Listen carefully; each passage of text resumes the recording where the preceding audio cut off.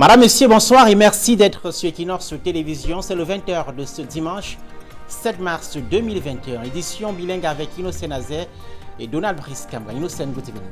Bonsoir, Donald Brice Kamgan. Good evening as well to you, viewers. Thanks for joining us in this edition of the 8 p.m. bilingual newscast on Equinox Television. In our top stories, the 36th edition of the International Women's Day will be celebrated across the national territory tomorrow, Monday the 8th, 2021, yet in another context, the context of the COVID-19 pandemic, whose second wave is more life-threatening than the first, and equally at the time when the armed conflicts in the two English-speaking regions of the country keeps amplifying, and women of the nation are calling on their peers to use March the 8th to rather demonstrate and call for an end to violence in the two English-speaking regions, and equally for the internally displaced persons of the crisis to be given assistance. We equally talk about the Southwest Regional Delegate of Women Empowerment and the family who has visited ex-separatist fighters, notably a female at the Boya DZR Center. You will get her message in this newscast. Le 8 mars 2021, fortement affecté par le Covid-19, la 36e édition de la Journée internationale de la femme se célèbre demain dans un contexte de résurgence de la pandémie. En raison de cette crise sanitaire, les activités économiques autour de cette célébration ont été réduites à leur plus simple expression. C'est le dossier à suivre dans le 20h. Et à l'étranger, la campagne électorale est rendue à son 3e jour ce dimanche au Congo. 7 candidats dont le président sortant Denis Sassou Nguesso sont en course pour ce scrutin prévu le 21 mars prochain. Nos envoyés spéciaux nous feront le point des attentes des Congolais à Brazzaville, notamment dans les secteurs sociaux. Madame, Monsieur, bienvenue au 20h.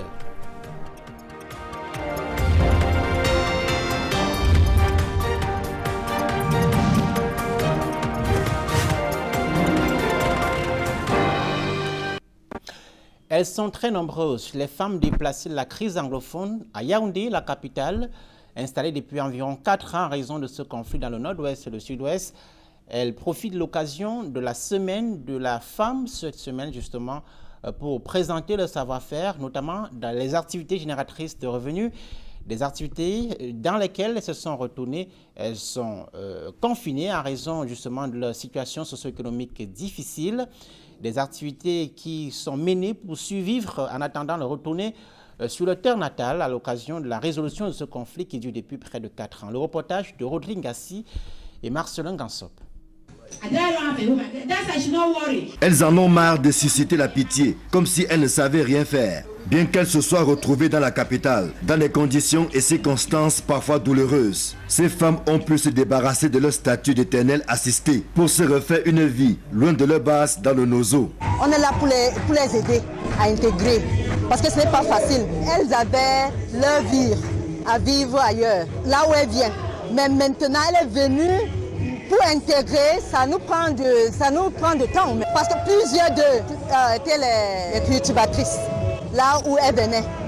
Donc elles viennent ici en ville, il n'y a pas de champ. Donc plusieurs d'eux ont besoin de quelque chose qu'ils peuvent gagner, qu'elles peuvent faire pour gagner leur vie. La semaine dédiée à la femme offre l'occasion à ces déplacés internes de la crise anglophone d'exposer leur savoir-faire. Recueillis et formés dans divers domaines, ils laissent parler leur talent. For a bag like this, it can take you about 4 hours to do it. Un sac comme celui-ci, je le fabrique en 4 heures environ. Ce n'était pas facile à mon arrivée ici à Yaoundé, mais à force de persévérer, j'ai pu m'intégrer. Et aujourd'hui, je peux envisager poursuivre mes études, tout en me formant davantage dans la fabrication de divers objets, tels que vous voyez ici. We also offer trainings on how to do various items you see here. These are the products we use our hands to make them. Ces produits cosmétiques ont été fabriqués à l'aide de nos mains. Nous avons des savons et divers autres produits qui maintiennent la peau de la femme dans un état naturel. Hier encore, nous écrasions des larmes à notre arrivée à Yaoundé, où nous ne connaissions personne. Aujourd'hui, les pleurs sont derrière nous. On a juste besoin d'un peu de soutien. Okay, this one. L'encadrement de ces déplacés internes n'est pas une partie de plaisir. Beaucoup ayant des problèmes psychologiques qu'il faut résoudre afin qu'ils acceptent leur situation actuelle et s'adaptent à leur nouvel environnement. Pour gérer les personnes âgées, les adultes, surtout, ce n'est pas facile. Bon, pour les enfants, on peut s'en sortir un peu parce qu'ils prennent un peu des ordres, mais les personnes âgées, ce n'est pas facile. Mais heureusement qu'on les conseille chaque jour qu'elles doivent savoir là où elles viennent et là où elles veulent partir. Si ces déplacés internes, pour la plupart des femmes, se sont bien intégrés à Yaoundé 6 grâce à ces FONEF, leur rêve est de regagner un jour leur terre qu'ils ont été obligés d'abandonner pour se mettre à l'abri du danger. La fin des hostilités est leur plus grand vœu, car cette crise n'a que trop duré. Les femmes dont l'autonomie socio-économique reste un véritable défi. À l'occasion de cette semaine de la femme, la société civile les arme notamment en matière de création des activités génératrices de revenus. Le reportage à l'ouest avec Leclerc Tsakem. Difficile est le quotidien pour ce nombreuses femmes qui peinent à joindre les deux bouts dans leur ménage. Avec ou sans diplôme, se trouver un emploi digne du nom n'est pas la chose la moins aisée. Avec le contexte dans lequel nous vivons aujourd'hui, c'est pas évident pour un couple avec 3 enfants que seul le mari prenne en charge prennent en charge tous les besoins de la famille. Comme cette mère de famille, elles sont nombreuses qui se retrouvent réduites aux tâches ménagères après de longues années d'études. Ça fait aujourd'hui environ 15 ans que j'ai eu mon baccalauréat. C'est vrai que j'ai eu une formation en infirmerie, mais je n'ai jamais pratiqué. Je pense que c'est vu les conditions dans lesquelles nous évoluons aujourd'hui. J'ai une paralysie qui a été causée par le stress. Dans la région de l'Ouest, en cette semaine consacrée à la gente féminine, c'est des dizaines de femmes qui ont été recensées pour bénéficier d'un encadrement, notamment des formations aux métiers de couture, d'élevage, de restauration, coiffure, dans le cadre du projet Makeda. Ceci dans l'optique de valoriser l'autonomisation de cette couche vulnérable tout en facilitant leur insertion professionnelle. Là, nous mettons en place une approche de masculinité positive, c'est-à-dire un dialogue avec les hommes pour qu'ils puissent soutenir et accompagner leurs femmes dans cette aventure, qu'ils comprennent qu'il s'agit du développement de la famille, de la cellule sociale de base, et qu'il n'est aucunement question de les mettre de côté ou d'essayer de s'accaparer de leurs prérogatives. Et en parallèle, nous expliquons aux femmes que l'autonomisation telle que nous l'entendons en Afrique ne veut pas dire que nous chassons les hommes, que nous les mettons de côté, mais que nous mettons en place un système d'équilibre, de collaboration comme cela a toujours été, où la femme et l'homme cheminent ensemble pour faire évoluer la famille. Bénéficiant de l'accompagnement de la République belge, représenté par son ambassadeur, le projet a permis de doter ces dernières d'importants appuis financiers qui leur serviront de capital pour se lancer dans leur business respectif. Qui ne vient pas attendre la première fois. À Niété, dans le département de l'Océan, dans la région du Sud, les femmes saignent l'EVA, fabriquent du tapioca ou encore s'investissent dans les activités agropastorales. À l'occasion de cette semaine de la femme, elles exposent leur savoir-faire. Le reportage de Joseph Abena.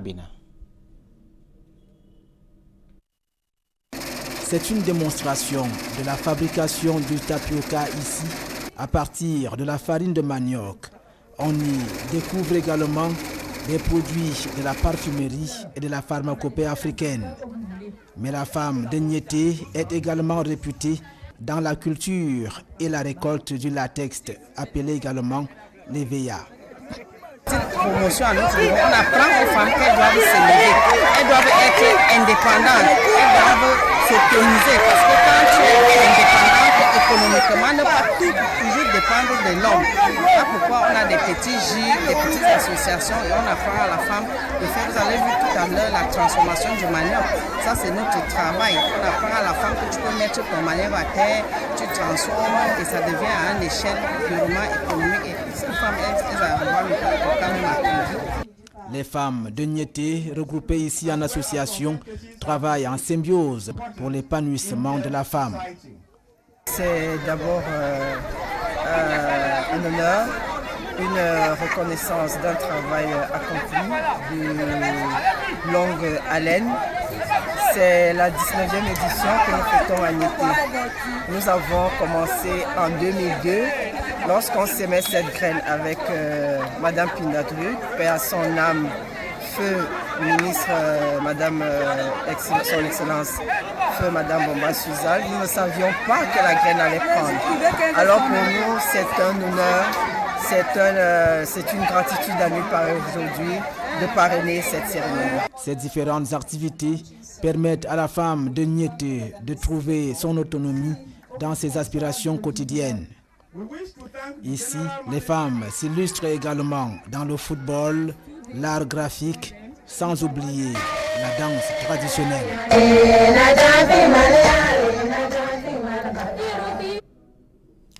C'est une particularité de cette édition de la Journée internationale de la femme. L'édition 2021 se déroulera sans la traditionnelle parade. Cette manifestation a été annulée par les pouvoirs publics en raison de la résurgence de la pandémie du Covid-19. Eh bien, les activités génératrices de revenus, généralement autour de cette édition du 8 mars, ont été annulées pour la plupart ou réduites à leur plus simple expression. Illustration dans le département du Mungour. Jean-Paul Chouniat, Jacquino Molon. La ville de Mbanga, des heures bien avant la célébration du 8 mars, la journée internationale de la femme. La localité est très loin du décor au féminin, qui rayonne d'habitude ici, dans les marchés à pareil moment. L'annulation des festivités en raison du respect des mesures barrières semble avoir découragé les femmes à s'offrir le tissu de l'heure, elles qui se voyaient déjà toutes coquettes dans leur tenue pour la parade à la place des fêtes. On n'organise pas la fête dans la maison. Et quand il y a un défilé, les femmes sont motivées. Bon, si on n'achète pas les pagnes, c'est parce qu'on voit que vraiment ça n'aura pas d'ampleur. Donc je ne vends pas, on n'achète pas. Les gens viennent toucher, disent que on va fêter, il n'y aura pas de fête. On dit qu'il n'y aura pas de fête, il n'y a pas eu le 11 février. Pourquoi est-ce qu'il y aura 8 mars? Si on prend les pagnes, on va faire comment? Je pleure déjà. Pour l'instant, les marchands de pagnes pleurent, larmes toutes sèches. Cette opportunité manquée de bonnes affaires en raison de l'interdiction du défilé suite aux restrictions imposées par la résurgence de la pandémie à coronavirus. C'est parce que depuis que j'ai pris les pagnes, j'ai seulement vendu 2 pagnes. C'est le défilé là qui coince, qui fait à ce que les femmes disent que d'autres disent que je préfère prendre mon cabatin un peu, je ne porte pas le 8 mars. Je préfère ne pas, je dis que ouais, on va porter nos pagnes et ne pas, même sur le défilé, on fait comme ça là. Il y aura fête, même s'il n'y a pas de défilé. Elles disaient non. Je suis allée à la réunion avec comme ça la réunion qui vendait plus. Elles n'ont pas pris. Et si vous le saviez, madame? Je n'investissais pas, puisque ça va rester là. Elle regrette, si, parce que d'autres sont même, il y a l'une qui est même allée jusqu'à remettre le tissu.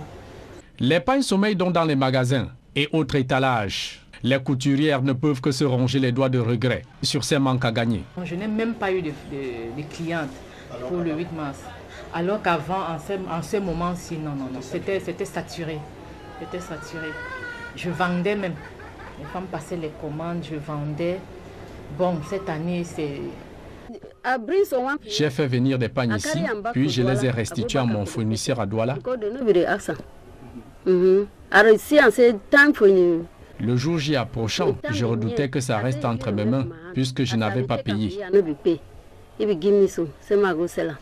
Si le 8 mars 2021 se célèbre sans défilé, certaines femmes militent pour le boycott total des festivités, la conjoncture économique difficile les ayant privées de meilleures conditions de vie. Qu'est-ce qui peut t'arranger ce 8 mars que ton enfant est en train de te frapper à la maison? Manque de nourriture pour manger. Il y a crise anglophone. Il y a Corona qui est en train de ramasser les gens. Le jour de 8 mars, je reste à la maison où je pars au champ, arracher les maniocs avec mes enfants pour venir tremper. De waka, na school de waka, na market de waka, no de waka. L'édition 2021, désormais virusée, se présente comme une aubaine pour les hommes qui ont toujours regardé d'un très mauvais œil le 8 mars. Je préfère que ma femme reste à la maison.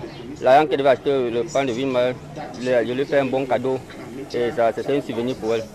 Digérant mal ses pertes sèches, marchands de pagnes et couturières de Mbanga croisent les doigts, espérant une éradication rapide du coronavirus, une pandémie qui a complètement plombé l'activité économique au Cameroun et dans le monde.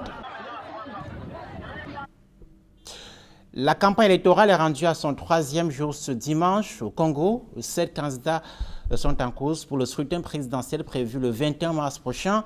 Parmi eux, évidemment, le président sortant, Denis Sassou Nguesso, qui affronte 6 autres candidats de l'opposition.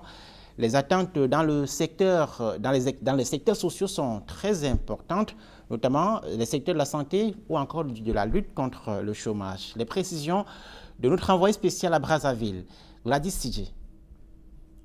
Pour le prochain quinquennat, le président élu devra s'atteler à répondre aux aspirations profondes du peuple congolais.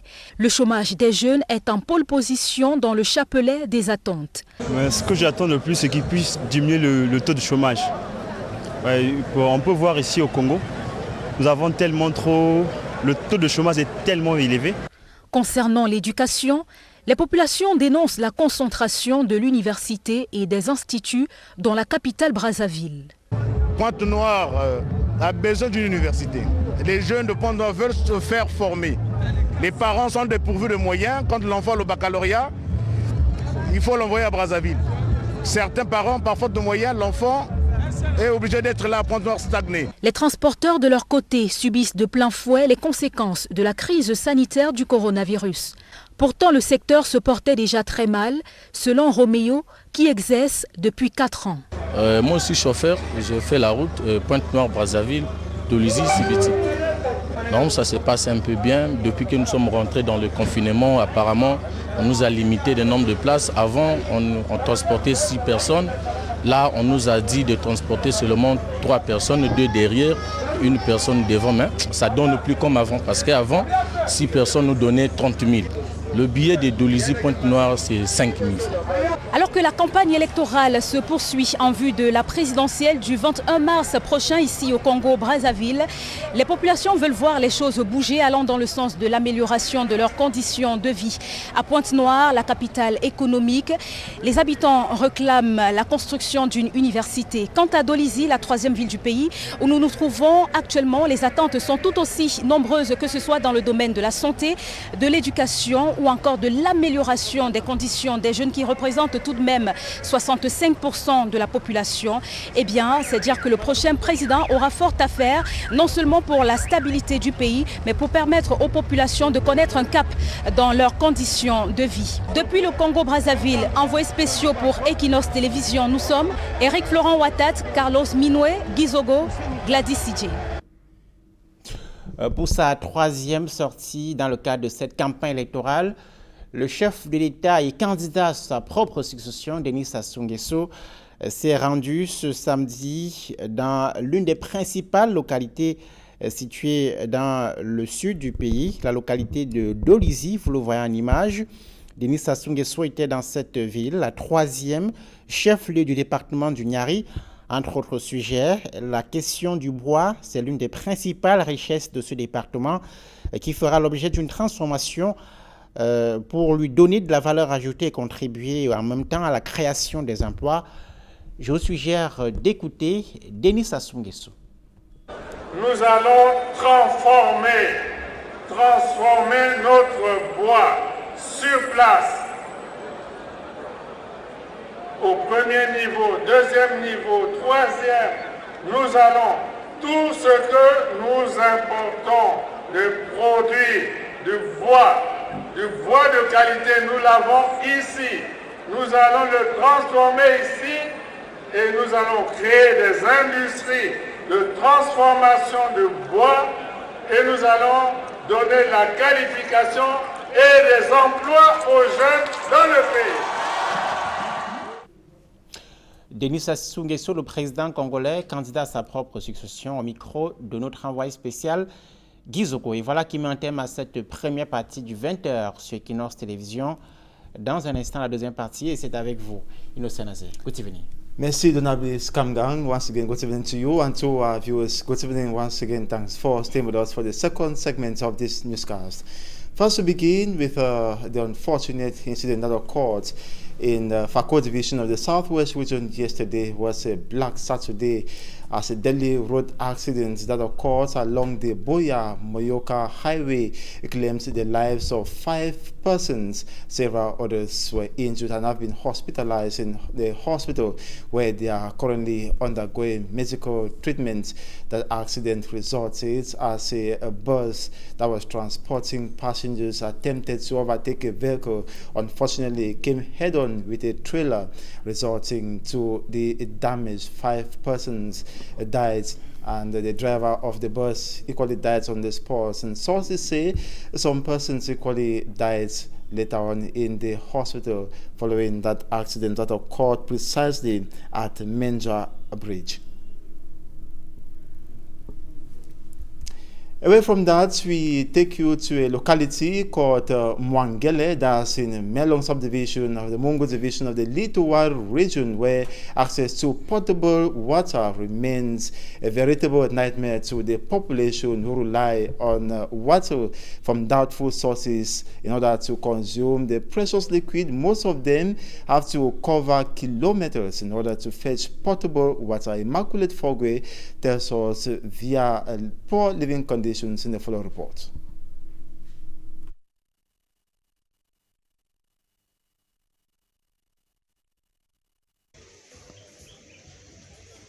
It is from this doubtful source that the population of Mwangel in Melong subdivision, Litowa region of Cameroon, get water to drink. Diverse human activities such as laundry and the washing of household utensils are carried out in the stream, thereby exposing it to all sorts of germs. A lot of people who drink this water suffer from waterborne diseases such as diarrhea and dysentery. Our children are always sick. We equally suffer from skin diseases. For us to get potable water, we need to cover several kilometers. To resolve this problem, the Development Committee of Mwangel managed to raise some funds for the construction of this tap, which has been put at the disposal of the villagers. Apart from the problem of limited access to potable water, the locality is plagued with several other developmental challenges. We need more public schools in Mwangel. Another problem we are facing is a limited number of hospitals. If someone is sick, we have to go right to Kongsamba in order to get treated. It is not normal. The Development Committee says it is determined to realize other developmental projects if they receive assistance from the government.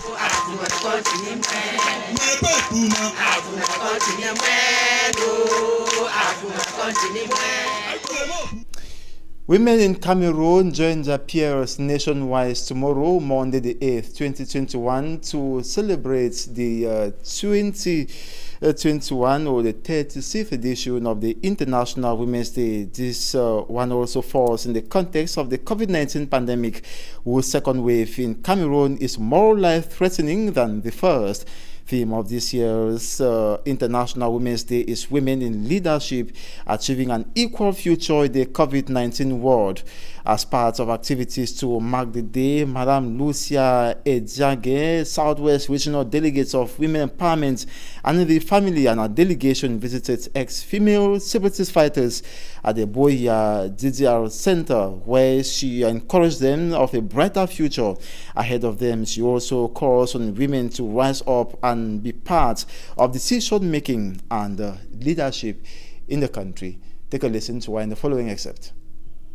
We have gone to the DDR Center, which was in our top list, because we want them to feel at home, to know that we love them, that we are not just, neglecting them where they are.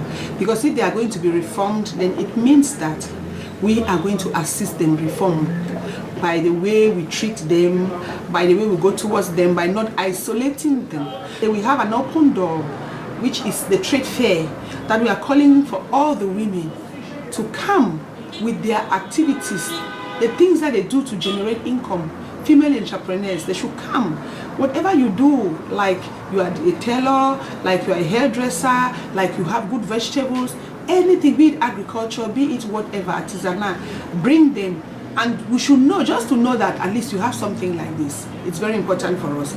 On Monday, we are going to have a symposium and the council to grace the ceremony, the whole week's activities. So I'm just calling on all the women to join us to make this Women's Day a better one. That the week-long activities are very important for them. I'm inviting all of you to come. It is our time to learn, our time to evolve, our time to sit with the men on the same platform, our time to take decisions for ourselves and the nation. So don't stay behind. Thank you very much. The Southwest Regional Delegates of Women Empowerment and the Family speaking there to our Southwest Regional Correspondent, Derek Jato. And now in relation to March 8th still, women of the nation are calling on their peers on March the 8th, that's tomorrow, to dress in black and express their discontentment as regards the growing violence in the two English-speaking regions of the country that led to displacement of thousands of persons who are now living in deplorable conditions in other French-speaking areas, notably Douala, Yaoundé, Bafoussam, and also some of them who are seeing bushes that are calling on women to on March the 8th, rather assist the women with humanitarian assistance. Take a listen to Barrister Michelle Ndoki, who is one of the women of the nation. They were speaking during a press conference here in Douala. Join us on 8th March in black to express our discontent with the growing conflicts in Cameroon and with the difficult daily life in our country. Support IDPs. You see them around you in Douala, in Yaoundé, in Bafoussam, in Loum, you name it, in Bangante. I've seen some in Babeti. I was there over last weekend. Support them, because what is happening to them is happening to all of us. Join us as we plan for further non-violent action. This is the only way to make a difference. We stand up, we talk, we march. This is the only way. We need to express our discontent.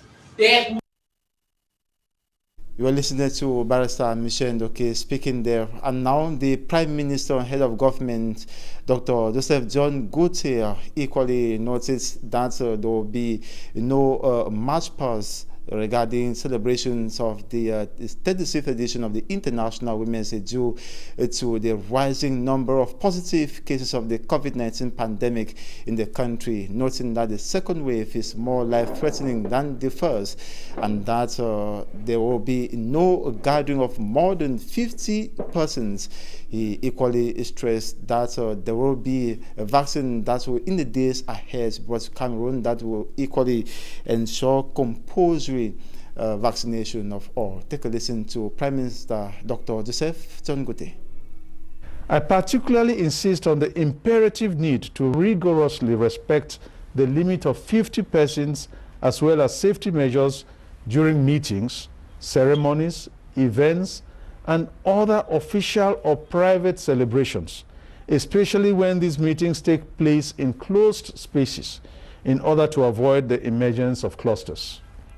We must not lose sight of the fact that each individual protects himself and protects others. With a view to strengthening our prevention mechanism, the government, on the instructions of the head of state, has taken steps with partner organizations to acquire vaccines against COVID-19. More than 1 million doses of the vaccine will be available in the very near future. Once these vaccines become available, a vaccination plan shall be set up and vaccination shall be voluntary. I would like to note that although vaccination is voluntary and not compulsory, the government encourages all Cameroonians to be vaccinated when the time comes in order to acquire the immunity that will enable our community to protect itself against COVID-19 for a return to normalcy. And in the following report with Derek Jato, our Southwest Regional Correspondent, we'll be seeing how efforts to educate women to occupy leading positions in technology was at the center of a seminar in Boya organized by African women in tech startups, and they targeted mostly young women. His report. The whole world is going digital in every sphere of life, and Africa is held back by a number of reasons. The greatest thing that we face as tech people in Africa, it has to do with payment. A lot of us are interested in tech, but we cannot afford to go into tech because you cannot go into tech without the tools, things like laptops, things like internet. But this young Cameroonian Sel Manzi who won the first prize as the best web developer in Africa in 2020, and founder of Data Girl Technologies, is taking the challenge to bring her society to the digital limelight and women at the forefront of this drive. My message will always be, if you believe it, you can do it. And it's no longer if a man can do it, a woman can do it better. It's more like all of us, we can do it, we can all do it. There is space at the top for everybody. It's no longer a competition. If you know that this is something that you're really interested in, believe in yourself and you can do it. And today, youth, especially girls, have converged on Buea, the southwest regional capital of Cameroon, for a seminar organized by African women in tech startups. And Selma is taking the lead, educating these girls on how technology is important. Today we've had a lot of presentations. We have presentations encouraging girls on on why tech is important in their life. We've had several tech ladies share their stories. We've had startups talk about their activities and their provisions. This activity is part of a caravan running through 4 regions of the country to encourage women get into technology. And on to the sad story, the mayor of Bagante Council is no more. Dr. Jonas Kwamu died Friday night, breaking Saturday, March the 6th, 2021, at his home in Bagante as a result of a cardiac arrest. Long stored in the capital city of Ndiase. Pharmacist, the native of Bamena, took over the management of the Bagante Council on March the 6th, 2019. Thus 2 years today. Fate therefore did not give him the opportunity to celebrate this second anniversary. Dr. Jonas Kwamu was also the dean of the Faculty of Pharmacy at the Université de Montagne in Bagante, that's in the west region of Cameroon. And that's ending this edition of the 8 p.m. bilingual newscast on Equinox Television. Thanks so much for watching. Do have a splendid evening. Coming up next is La Vérité en face. Donablis Kambang, bonsoir à vous. Je vous souhaite une excellente soirée, Innocent Nazé, madame, monsieur. Merci de préférer notre antenne, évidemment, derrière ce plateau. La Vérité en face vous retrouve dans quelques instants. Invité Dr Patricia Tomaino Ndamjoya, ancienne députée, actuelle maire de Fumban dans la région de l'Ouest. Au menu, tous les sujets d'actualité, évidemment, les relations souvent tendues avec les autorités traditionnelles à l'Ouest, les crises multiples au Cameroun et aussi l'alternance à l'Union démocratique du Cameroun. Restez sur notre antenne.